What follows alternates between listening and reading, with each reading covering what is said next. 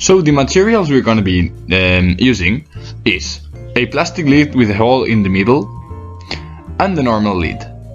Apart from that, a wire and a thread from which a can tap will hang. Apart from that, we also need 2 cans with a hole on the superior parts and a wooden stick. We'll also be using film paper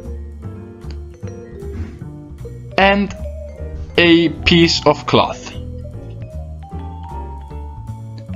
Sellotape is also going to be needed, and then we can start the procedure.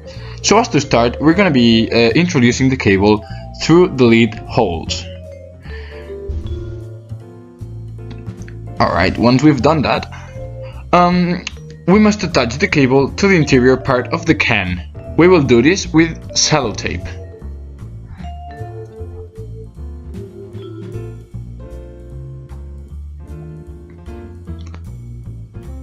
We must now introduce the thread through the wooden stick. This is a very simple step.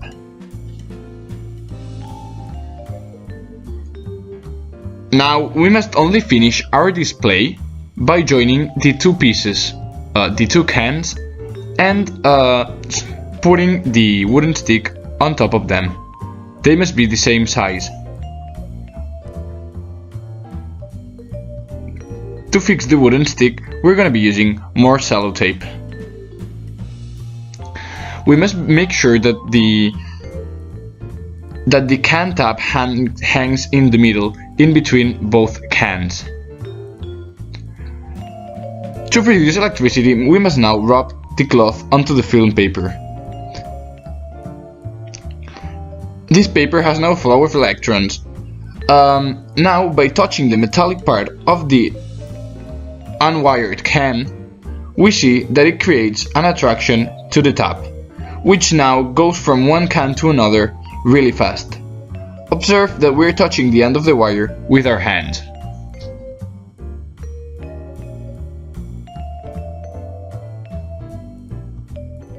Meant to predict storms and use lightning's energy, Franklin's Bell experiment was executed in the following way.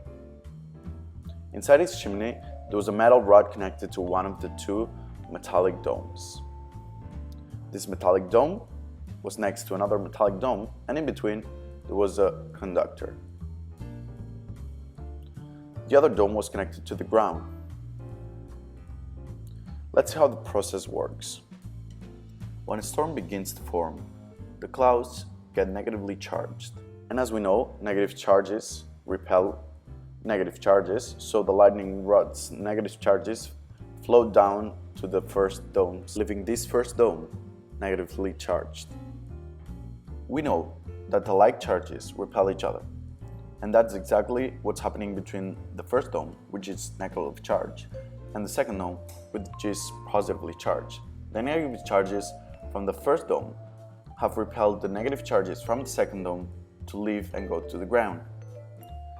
Well, same happens with the conductor in between. The negative charges feel attracted to the positive dome on the left side, and the positive charges feel attracted to the right-hand side dome, making it move towards there.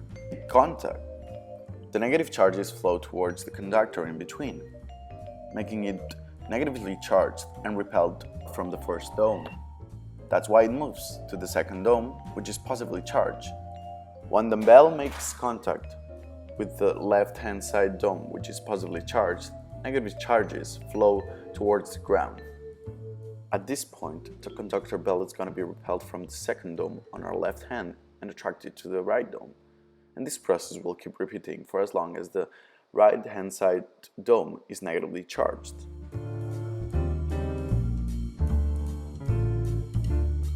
Having rubbed the cloth into the film paper, we've now generated a flow of electrons in this film paper, which will act as a cloud. Touching it with the first can, which is a conductor, the first can becomes negatively charged, which generates an attraction to the can tap. Now the can tap starts changing its charge by getting in contact with both cans.